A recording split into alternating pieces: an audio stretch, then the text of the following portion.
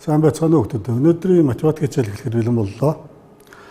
За өнөөдрийн математик хичээлийг өмнөх 2011-аас 2019 оны шалгуулагчдын үр дүн дээр анализ хийсний үр дүнд тоотол агуулгаас эдгээр дэд агуулгуудын харьцаа ба пропорц өрцөд гэсэн энэ дэд агуулга дээр үзүүлсэн үзүүлэлт харьцангуй сул байгааг та бүхэн харж байгаа бах. Тэгэхээр өнөөдрийн хичээл дээр энэ дэд агуулга дээр тогтож бүгдээрээ ярилцсанаа. За тухайлбал 2018 оны А хувилбарын 1-р хэсгийн 37 дугаар даалгавар дээр энэ 3 оноотой ийм өгүүлбэр тоотлого байна. Энэ процентын бодлогын хувьд нийт шалгуулагчдын маань зөв хариултыг 8.6% нь зөв хариулт D-г сонгосон байгаа. За тэгэхээр энэ бодлогон дээр бүгдээрээ өнөөдөр тогтож ярилцсан. Тэгхийн тулд бүгдээрээ өнөөдөр ямар ч тач нийт оролцогчдын маань нийтлэг гаргадаг алдаа болон зарим буруу зүрх ойлголтуудыг хамтран ярилцах болно. За хувь процентын талаар бүгдээрээ товчхон сануулъя. За тухайлбал энд эсэлтийн ерхий шалгалтанд ирдэг 4 агуулгын хүрээнд нийт 40 даалгавар гэсэн юм үрдөө харагдаж байна. За энэ 40 даалгаврын хувьд тухайлбал геометри ба тригонометри гэсэн 3 дугаар агуулгыг харъя бүгдээрээ. Тэнд 12 асуулттай байна. Энэ нийт асуултуудынхаа олон уу цөөн үү гэснийг харахын тулд диаграммыг бүгдээрээ ажиглая. За тэр 12 даалгавар маань үндсэндээ 30% эзэлж, цөөнгөө үеийг эзэлж байгаа юм диаграммаас харагдаж байна. За сэргээн санах дасгалыг бүгдээрээ хувь ба процентын талаар сэргээн санах дасгалыг авч үзье.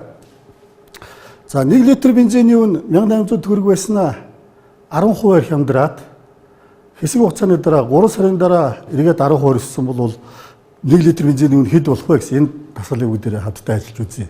Магадгүй бүгдээрээ 10%-өөс 12 болсон чинь 1800 гарна гэсэн ийм таамаглал хамгийн түрүүнд төрж магадгүй. Бод тэр дээрээ бүгдээрээ 1800-аа хамтдаа тооцоолж үзье, 1800-аа 10%-ыг тооцоолж үзье. За 10% бол 100-ны 10 гэсэн энэ бутрагаар илэрхийлэгдэнэ. За энэ дээр хувийг ахаа сануулъя. Хувь гэсэн хэмжигдэхүүн бол тухайн өгөгдлийг 100 тэнцүү байгаад за тэр өгөгдсөн хэмжээгээр нь авна гэсэн энэ арцнаа бутрагаар илэрхийлэгддэг. За 1800-ийнхаа 10%-ыг олоход 1800 100 туугаад 10 үржүүлнэ гэсэн үг. Өөрөөр хэлбэл 1800 0.1-ээр үржүүлэхэд 180. За 1800 төгрөг маань 180 төгрөгөөр хямдраад 1620 төгрөг болжээ. За 10% өссөн өсөлтийг харъя. 1620-ийнхаа 10%-ыг бүгдээр хамтдаа олцгоё. 162 төгрөг гарч ирж байна. За 162-оор өсгөхөд үр дүн 1782. Тэгэхээр энэ юу үзүүлж байна вэ гэхээр 1800 төгрөг байсан бензин маань 10% буургаад 12 өсгөхөд 1800 гарсангүй гэдэг маань хувь бол хэмжих дэвжиж байх юм. Өөрөөр хэлбэл 10 төгрөгөөр хямдраад 10 төгрөгөөр өссөн бол 1800 гарах байсан. Гэтэл төгрөг биш, килограмм биш, литр биш ийм тогтсон хэмжих нэгжиж байх юм. За тэгэхээр бид анхаарах зүйл нэгдүгээрт А1 гэдэг хувь бол хэмжих нэгжиж байх нэ. Энэ зүйлийг нэгдүгээрт анхаарч байгаа. Хоёрдугаарт энд адилхан 10% яригдж байна. Тэгсэн мөртлөө өөр үр дүнгууд гарсан байна. Нэгдүгээрхийн 10% 180, дараагийн 10% 162. Тэгэхээр энэ 10% л өгөгдсөн өгөгдөл дээр л хүчинтэй. За тэгэхээр бид хоёрдугаар анхаарах зүйл бол хувь бол зөвхөн өгөгдсөн өгөгдөл дээр хүчинтэй. Энэ хоёр зүйлийг нэгдүгээрт анхаарч авах нэ. За дараагийн. За бидний өмнө түрүүний танилцуулсан даалгавар байна. За энэ бодлогыг бүгдээрээ бодоход нэг оролдоод үзээрэй хүүхдүүдээ. За тэр хооронд та бүдгийг оролдож байгаа хооронд энд хувийг ахаад сануулъя. 1% бол ерөөсөө тухайн өгөгдлийг 100 тэнцүү хуваасны 1 байх. За энэ 100-ны 1 гэдэг бутархай бол энэ бутархайн зураас бол хуваах үйлдэл. 1-ийг 100 хуваар 0.100-ны 1 гэсэн үр дүн гарна. За энэ дахиад сануулсан байна. А тооны 1%-ийг олохдоо тэр А тоог 0.1-ээр үржүүлдэг. За жишээ болгоо ахаад А тооны 27%-ийг олсон байна. А тоог 127-оор үржүүлдэг. За хүүхдүүд маань энэ бодлогыг бодсон энэ хариултуудаас өөрийн гэсэн сонголтуудаа хийцэн байгаа бах гэж бодож байна. Тэгэхээр бүгдээрээ хамтдаа энэ бодлогыг бодсон хариунууд дээрээс харъя. Зөв хариу бол бид түрүүндийгээ танилцуулсан байгаа. За энэ хариу яаж гарахыг бүгдээрээ хамтдаа бодож үзье. За 100 кг мөг авч үзье. 100 кг. За мөг. За 100 кг мөгөө бүгдээрээ ус ба хүүрээ хэсэг, хүүрээ гэдэг хоёр ялгцсан сэтгэе. За энэ хүүрээ хэсгийг ялгадгийн гол учир одоохон тодорхой болно. За ус буюу үлдсэн хэсэг бол 99%. 99% нь ус байгаа. За тэгэхээр бид 100 кг-ыг 100 тэнцвэн хуваагаад 99% нь ус юм бол үлдсэн энэ нэг хэсэг бол 1% жиг эзэлнэ. Хэдэн килограмм байх вэ? За 100 кг-ыг 100% гэж үзэх юм бол 1% нь мэдээж 1 кг. За энэ бол пропорцоор илэрхийлэгдэж байна.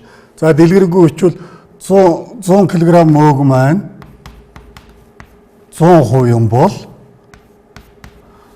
1% нь хэдвэ гэдэг энэ x буюу асуулт тавьж байгаа түүнийг пропорцоор бид нар бодоод олж чадна. За бүгд хатах процесс явагдъя. Мөөг хатаасан. За мөөг маань харчаад хатлаа. Хатахад юу өөрчлөгдөх вэ? Ус багсан. Энд бол хуурай мөөг өөр бидний ялгаж авсан энэ хуурай хэсэг бол өөрчлөгдөхгүй. Энэ бол огтоо абсолютны усгүй хуурай мөөг шүү дээ. Тэгэхээр энэ маань өөрчлөгдөхгүй маа гэдэг чинь энэ мөөг хэдэн килограмм байсныг саны 1 кг байсан бол энэ хуурай хэсэг бол 1 кг хэвээрээ л байгаа. За энэ бодлооны гол түлхүүр санаа бол энд оршиж байна. Ерөөсөө энэ хатаах процесс үйл явагдсны дараа үйл өөрчлөгдөхгүй энэ ирээд энэ нэгжиг гол нь барьж авч байгаа бодлогуудыг боддог. Энэ санаа бол дараагийн химийн бодлогын холцын бодлогууд дараагийн жишээнүүдээр бас ажиглагдана. Тэр анхааралтай хүмүүстээ. За бид ус маань хэдэн хувь энэ мөөгийн хувьд энэ мөөгийн усны хэмжээ хэд гэдгийг бодлогын нөхцөл дээрээс саны 98% нь ус болсон гэж байна. Тэгэхээр энэ хуурай мөөгийн эзлэх хувь бол 1 кг чи 2%-ийг жинг эзлэх нь байна. За одоо энэ нийт мөнгө 100% гэж үзэж байгаад бодох юм бол энэ хэдвэ гэсэн энэ пропорцийг өдөр бодож үзье. За энэ пропорц хэлбэрхэн шийдэгдэн x 100-аар 1 кг үржүүлээ 2 дугаалаа 50 кг. За бодлого маань үнэхээр сонирхолтой санаж бодов. Яагаад гэвэл усны хэмжээ ердөө 1% багассан мөртлөө одоо жин 2 дахин багассан гэсэн ийм бодолд гарч ирж байна. Тэгэхээр энэ 99% бол зөвхөн энэ нойтон мөөгийн хувь.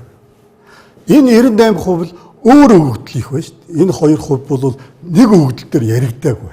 Нэг өгөгдөл дээр ярьсан бол өөрчлөлт бол бага байх нь ойлгомжтой. Бид анхны төсөөлөл маань нэг өгөгдөл дээр авч үзчихсэн учраас бодлогод ийм зөрүүтэй гарч иж байсан байж магадгүй. За хүүхдүүдийн ихэвчлэн төрөний гаргасан тэр C хариуг сонирхож үзье. C дээр хамгийн олон буюу 34.5% хүүхэд хариулсан байгаа. B хариултан дээр 26.5 гэсэн хариулсан байгаа. За бүгдээрээ B хариултын анализыг хийж үзье. За алдаа нэг. 99% нь ус. За 100 кг-д 99% нь ус учраас үнэхээр 99 кг нь ус байгаа. За 98% нь ус болж өөрчлөгдсөн гэдгээс 99 кг-аас 1 кг хасагдана 98 кг ус болсон. Тэгээ мөнгөний хэмжээ 1 кг-аар хорогдоод 99 кг болжээ гэж ингэж сэтгэсэн хүүхдүүд B хариултыг сонгосон байна. За энд ямар алдаа харагдаж байна үг гэхээр бидний түрүүний нэгдүгээр сануулсан зүйл байж байна. Хувь бол хэмжих нэгж биш. За энд 99%-ийг килограмтай адилхан сэтгцсэн байна. Килограмтай адилхан сэтгээд нэгээр зөвхөн нэгээр хорогдно гэдгийг сэтгцэн хүүхдүүд ийм алдаа гаргасан. За дараагийн алдаан дээр C хариултыг сонгосон хүүхдүүдийн анализыг хийж үзье. За энд бол 100 кг мөнгөнд 99% байх юм бол хэдэн килограмм мөнгөнд 98% байх вэ гэсэн ийм пропорц харагдаж байна. За үнэн чанартай бол 100 кг мөг 99% чиглэлтэй 100 кг мөгөөс бид нар атгаж аваад за 5 кг-ыг ч юм 10 кг-ыг атгаад авахд тэнд байх усны эзлэгч юм бол хэвээрэл өөрчлөгдөхгүй. 99% чиглэлтэй хэвээрэл. Тэгэхээр энэ пропорц нэлээд гинэн пропорц болж байна. Харин энэ пропорц ямар бодлогод тохирч байна вэ гэхээр 99% 100 кг байдаг. Одоо ямар нэг объектыг 98% нь хичнээн килограмм болох вэ гэдэг юм уу? Тийм пропорц тохирсон. Ийм пропорц харагдаж. Хоёрдугаар жишээ даалгавар авч үзье. Энэ бол 2011 оны А хөлбөрийн 1-р хэсгийн 14-р даалгавар харагдаж байна. 1% бодлого харагдаж байна. За пропорц ашиглаж бодно. За энд концентрац гэж яригдсан. 20% концентрацтай 18 г уус мал дээр концентрацийг нь 4-оор нэмэгдүүлэхэд тулд 26% концентрацтай хичнээн грамм уус мал нэмэх шаардлагатай вэ гэсэн. За энэ бодлогыг бүгдээрээ өмнөх энэ бодсон техникээр энэ санаан дээр туршлагаараа бүгдээрээ бодох гэж оролдоно. За тэгэхээр тэр концентрац гэж яригдж байгаа зүйлийн цаана ямар нэг хими элемент байгаа. Давс байж болно, йод байж болно, магний. За ингээд ямар нэг тийм концентрац. За тэр бүгдээ дотроо зүгээр давс гэж төсөөлчих болно. Уусмал тэр давсыг устай холцсон тийм уусмал байна гэж сэтгэж болно. За тэгэхээр яг өмнөх бодлоготой адилхан анхаарна. Энэ хэсгийг давс гэж анхаарна тэр бодлогон дээрээ үлдсэн ус. За тухайн давс дээр ус нэмсэж, усыг багасгасаж тэр давсны хэмжээ өөрчлөгдөхгүй гэсэн энэ вариант энэ санаагаа түшгэлж байгаа бүгдээ бодох гээд оролдъё. За тэгэхээр энд диаграм хийгдсэн байна. 18 г ус мал дээр тэр цэхэр хэсгээр тодруулсан энэ хэсэг бол концентрац, одоо сая ярьсаар давс концентрац. За нэг ийм тодорхой хэмжээний уус мал хэмжээг нь энийг хэдэн грамм байх вэ гэдэг. Энэний концентрац бол 26% концентрацтай байгаа. Манай энэ уус бол 20% концентрацтай байгаа. За юу гэсэн үг гэхээр энэ концентрацийн эзлэх хувь нь 20. За тэгэхээр бүгдээрээ энийхээ жинг олъё. За 18 г-ийн 100% гэж үзэх юм бол 20% нь хэд вэ? За ингээ 3.6 г. За 3.6 г гэд бид нар хэмжих нэгжээр энэ концентрац олцсон учраас ахаад цаашаа хувь дээр төөрөлдөхгүй болчихж байгаа. Ингээд өөрөөр үл хувьсах хэмжигдэхүүн буюу бид нар энэ вариант хэмжигдүүгээд түрүүнд энэ мөөхтэй ярилцсан энэ бодлоготой ижлэхэд дүүж байна шүү дээ. За бид нэмэх гэж байгаа уус малынхаа процентыг саний. Энэ бол 26% уус мал байгаа. За энэний эзлэх жинг сонирхъя. За нийт уус малын хэмжээ одоохондоо бид мэддэхгүй x грамм байгаа. За 26%-ийг нь олох юм бол за ингээ пропорцоо бодохоор 0.26x грамм. За x-тэй илэрхийлэгдэж таарна. За энэ хоёр уус малаа нэмье, холъё. Холсны дараагаар уус малын хэмжээ бол 18 г дээр x граммыг нэмсэн нийт жин гарч ирнэ. Ингээд 18 дээр x граммын уус мал болно. За түүнийг 100% гэж үзэх юм бол даалгавар маань 24% уус мал байх хэрэгтэй. Концентрац бол 24%. За ингээд энэ пропорцоос бүгдээрээ энэ пропорцоос x дэгштгэл гаргаж ирж болж байна. Үндсэндээ одоо энэ хоёрын үржүүр, хоёр дигналдад үржүүрүүд харилцан тэнцэх ёстой. За ийм нэг үсгчтэй дэгштгэл гарч ирж байна. За энэ дэгшгэлээ бодохоор x тэнцүү 36 г. За тэгэхээр бид нэг шаардлагатай уус малын хэмжээ бол 36 г гарч ирсэн байна. За энэ бодлогон дээр гол хэлэх гэж байгаа та бүхэн зөвлөх гэж байгаа санаа бол юу гэхээр хувь проценттай бодлогон дээр үл өөрчлөгдөх хэмжигдэхүүн. Бид нар үл өөрчлөгдөх хэмжигдэхүүн концентрацийн тухай ярьлаа. За энэ бодлого бас химийн шалгалтанд бэлдэж байгаа хүүхдүүд ч гэсэн хэрэгтэй санаа ба. Концентрац ба уус малын бодлого хэрхэн бодох вэ гэдэг дээр ийм санаагаар боддог байх нэ. За энэ дараагийн жишээ бол 2018 оны А үйлрийн 1-р хэсгийн 31-р даалгавар харагдаж байна. За энд тэгшүүцэд параллел пив төлбөртэй саванг хэрэглэсний дараа урт өргөн өндөр нь тус бүр 20% багассан бол гадаргын талбай хэдэн % багассан бэ? За үндсэн 3 хэмжигдэхүүн байгаа. Тэгшүүцэд параллел пивтэй хувьд урт өргөн өндөр. За бас л хүүхдүүд маань ерөөсөө л 20% багассан байж магадгүй юм таамаглаж дэвшдэг. За тэгэхээр бүгдээ энэ бодлогыг харъя. Үнэхээр тэр А буюу 20. За 20% багассан байж таараа гэсэн хүүхдүүд дийлэх үе гэжсэн байна. Тийм ээ. За зөв харилцааг тодруулсан гэж байна. 36 буюу 20 үнийг хариулсан хүүхдүүд бол ийм 24.7% жин дарж байна. За бодлтыг сонирхъя. За үндсэн 3 хэмжигдэхүүн харагдаж байна. Өргөн, урт, өндөр.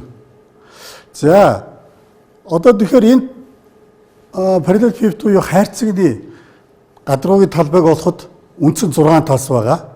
6 тасыг тишүүцэгтийн талбай олдог дүрмээр олцсон. За жишээлбэл нүүрний талбайг олохын тулд А гүрчиг нь Б. За хажуугийнхыг Б гүрчиг С. Доотлын талбайг олоход А гүрчиг С. За ийм талууд хоссоор байгаа. Наадталд нь байна, цаадталд нь байна, хоёр хажуу тал тэнцүү, доотлынхаа дээдлийн түшинцгүүд тэнцүү учраас хоёроор үржүүлсэн байна. За ингээд даалгавар маань урт өргөн өндөр 20% багассан гэж байгаа. Тэгэхээр хэдэн хүн үлдэх вэ? 80% үлдэнэ. За бид 80% олдог аргыг мэдж байгаа. 80% нь бол энэ байна. За дахиад гадруугийн талбайг олдгийн товьёон дээр орлуулад харах юм бол энэ жижиг параллел хөвдийн гадруугийн талбай маань энэ гарч ирж байна. За яагаад 0.8 квадрат хаалтаас гарч ирэх гэхээр үржигдэхүүн тусмар дээр 0.8 квадрат буюу нэмэгдэхүүн тусмар 0.8 квадрат ижил үржигдэхүүнтэй учраас хаалт яагаад гарсан. За хаалт энд үлдсэн үржигдэхүүнийг анзааръя. Манай анхны том параллел хөвдийн гадруугийн талбай харагдаж байна. За түүгээрээ солиод бичих юм бол анхны дэшинт параллел хөвдийн гадруугийн талбай 0.64 дахин багассан байна гэж тийм. Энэ 0.64-оор үржигдсэн байна.